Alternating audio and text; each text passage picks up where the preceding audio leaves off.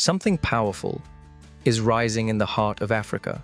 Not a man, not a government, but a movement. And at the center of it all stands one name, Captain Ibrahim Traoré.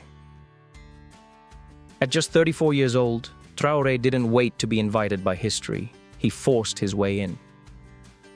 Since seizing power in September 2022, the young captain has refused to play the puppet. He chose Burkina Faso over foreign approval, sovereignty over submission, action over empty speeches. Today, I want to take you through what he's done, not what they say, not what headlines scream, but the hard facts. Because whether you love him or fear him, you cannot ignore him. Let's begin with the war. Burkina Faso has been bleeding from terrorist attacks for years. Villages wiped out, roads unsafe, entire provinces slipping away. But Traoré came in with fire in his bones and thunder in his voice. He declared total war on terrorism. Not just words, he mobilized over 90,000 civilian volunteers, trained them and armed them to defend their homes. These are not soldiers. These are farmers, traders, students. But under Traoré, they became warriors. He created military zones, regions where the army can now operate without red tape, without political games. He decentralized the defense system. If the army can't reach a village, that village won't be helpless anymore. For the first time in years, Burkinabés feel like they're fighting back, not just surviving. Then came the second front, the fight for sovereignty. Let's be clear, Burkina Faso was never truly free while foreign boots were on the ground, while foreign voices dictated security. Traoré expelled French troops. He kicked out French NGOs and media outlets he believed were spreading lies and fueling division. And he didn't blink while doing it. Some said it was reckless. But Traoré said, "You cannot defeat terrorism while kneeling to those who profit from your weakness." And he's not walking this road alone. With Mali and Niger, he signed the Liptako-Gourma Charter, forming the alliance of Sahel states. This isn't just military cooperation, this is a resistance bloc. 3 sovereign nations saying, "We'll protect our borders, we'll protect each other, we'll no longer be ruled by fear or foreigners." Let's talk about the economy, the soil, the stomach.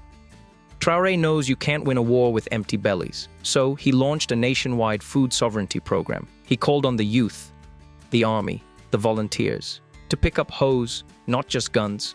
He's not preaching theory, he's organizing mass farming projects, pushing for local production, and breaking the chains of import dependency. And under his leadership, there are talks of renegotiating or reclaiming natural resource contracts, especially in the gold sector, where foreign companies have long made billions, while Burkina Faso remained poor. He's not just fighting terrorism, he's fighting the economic war behind it. And then comes the cleanup, corruption.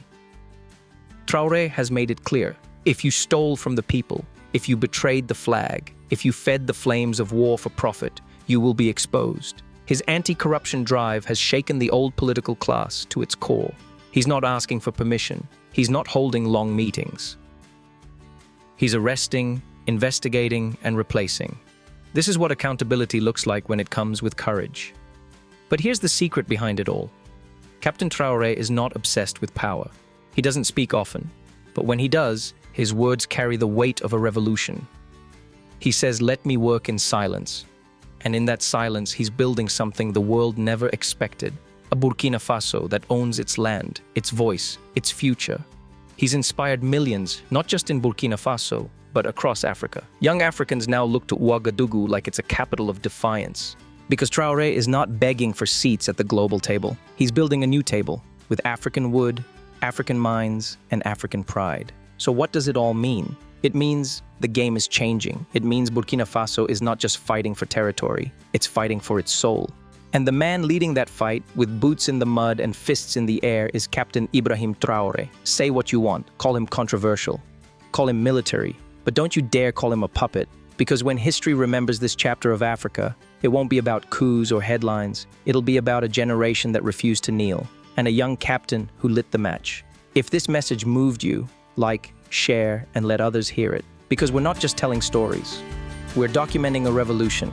This is Media One Africa, and this is the age of African awakening. Power to the people, from Burkina Faso to the world.